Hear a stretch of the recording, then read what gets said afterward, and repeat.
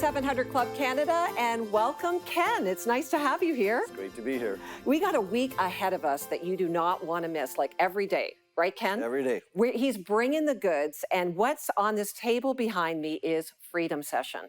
And the whole topic of this week is struggle to strength, Ken, Right. and you've written this amazing series, Freedom Session, which, by the way, I will rant on this a little bit throughout the week, that I have been through Freedom Session. It's great.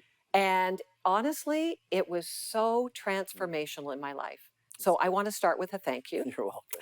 And I want you as a viewer to really tune in, because I believe what you're going to learn this week are things that will bring you freedom that maybe you've been holding on for a long time, right? Right. From struggle to strength. So tell me, author of Freedom Session, right? Founder of Freedom Session, this emotional healing discipleship journey, which we'll unpack that. Right. Why did you write it? Well, it was actually a matter of ministry survival. So we were pastoring in a church, and the church was growing, significantly growth we weren't used to. And people were asking how. So when you're preaching on the what. What the Christian life is supposed to look like, what your relationship with God's supposed to look like. But they were asking how to do this. And so we had a counseling waiting list of 40 people, which was a 4-month wait, and the church continued to grow. So lack of a better term, we had to find a way to minister healing in mass, because we also knew intuitively that Jesus didn't ask us to refer people out, that the church, the Christians are actually to minister healing, minister freedom, not just tell people they are free, because that's very frustrating for people if they're struggling. Right. Yes, you're saved by Jesus, you're positionally, all things are right, but your life's a mess. And so that's initially why we did it. We really wrote it for those 40 people, and then it continued to grow. Freedom Session continued to grow. The church continued to grow.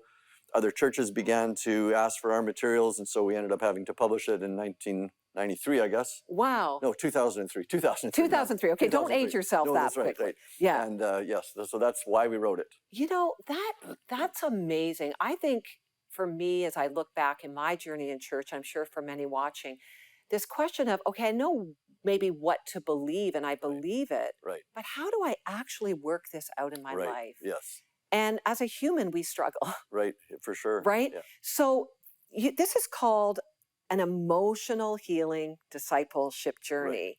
Right. And you say, and you just said it, it's the responsibility of Absolutely. The church right. to address these things. Explain more about that. Why? I mean, is it bad to go to a counselor? No, not at all. No. So what is the responsibility of the church, and why? Right. So we believe in counseling. Obviously, it's necessary. But the problem is it's been one pill that we've offered. So it's the one thing. If your marriage isn't doing well, you need counseling. If your family's not doing well, you're getting counseling. If you're discouraged, you need counseling. So it's the one pill. So it's very important, but we don't have enough good Christian counselors out there. Pastors can't handle the load. Yeah. And so we believe in all of that, but it's the church's responsibility to offer more. And a lot of people don't need counseling. What they need is to work through some of the painful issues in community. I mean, the Bible talks about that. You are godly, train others, and and that's actually discipleship. Discipleship is doing what God's asked you to do and showing others. So if God's brought freedom and healing in your life, we are responsible for bringing freedom and healing in other people's lives. Yes. And there was one moment, 2009, November 29th, actually, I was flying from one side of the country to the other, and God spoke to me very clearly. I had just been meeting with pastors, talking about Freedom Session and our ministry, and God said to me, Ken, it's no longer acceptable for my church to lead people to Jesus through the church and then refer them to outside counseling or secular programs, after which you disciple them.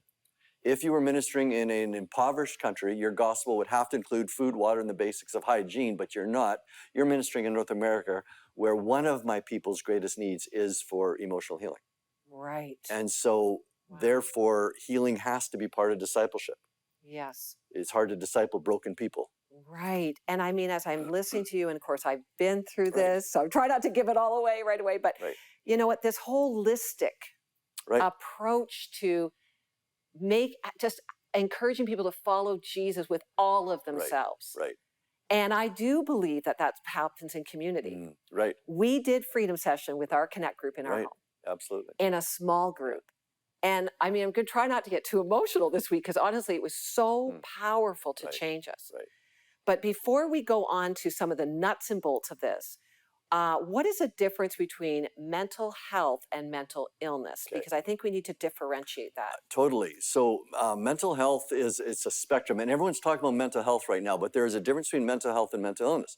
And a lot of times we're actually intimidated because the mental illness has got to be dealt with by the professionals. But if you look on a continuum, and this is a psychological terminology, they look at mental illness here, and then mental well-being here. I would call it mental vibrancy. I like that word better. In the middle, let's put the spectrum. The zero's in the middle. You're just kind of doing okay. How are you, Lori? Fine.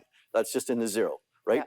But this would be, say, -5, right? Right. The mental illness section. And that would include severe mental challenges. Your life's really falling apart.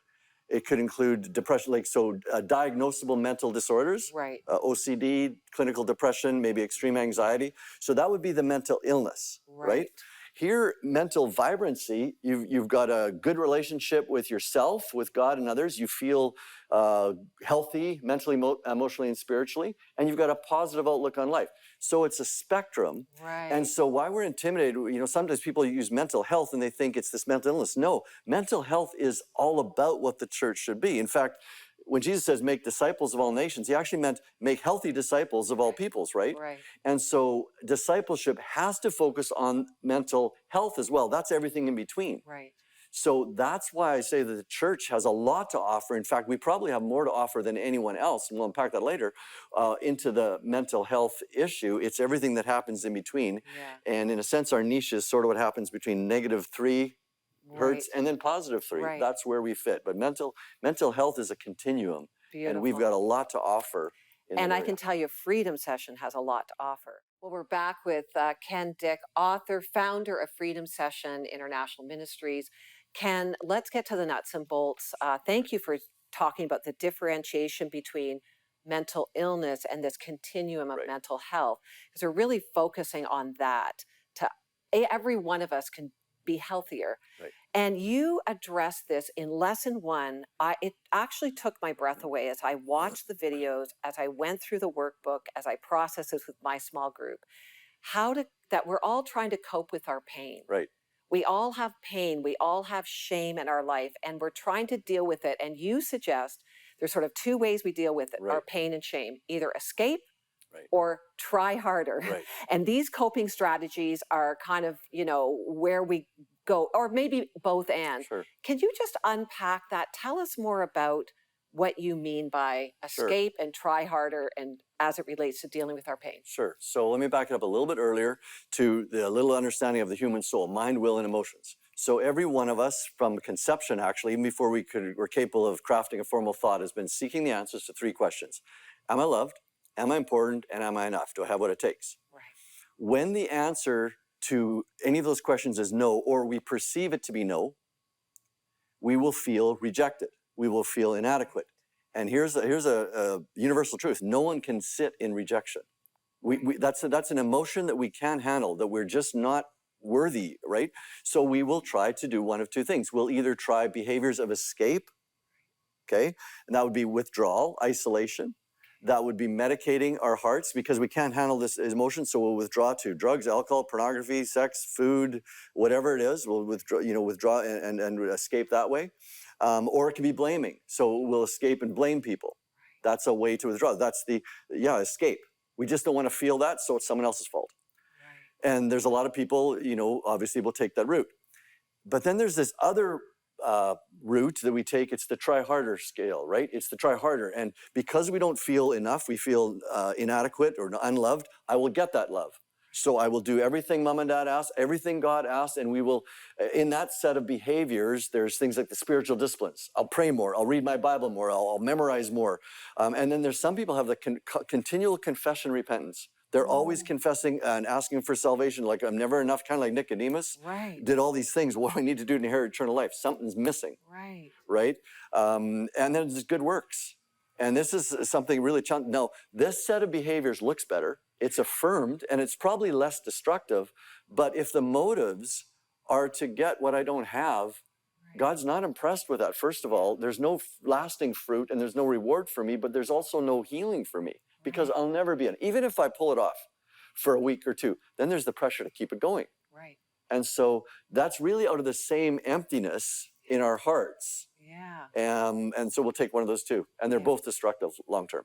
Well, I just find that that's really helped me. Can I confess where I'm at? Sure. This is confessions of Lori all week long, okay?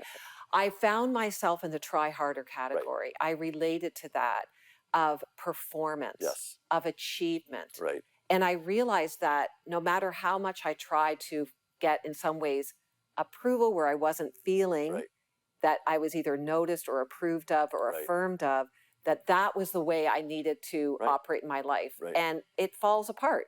At the end of the day, that's not how God sees us. That's right. And so it was really telling for me, Ken, to understand that continuum. And as I work with people, it now helps me see it's not about their external, it's what's happening in their heart. Well, I mean, we could spend so much time on this, but I just want to ask you this. What is one thing that the church can do to help address this? Okay. I've actually got a threefold answer to that as I think about it. One is refuse to be intimidated by the mental health professionals that say that everything has to be dealt with by a professional.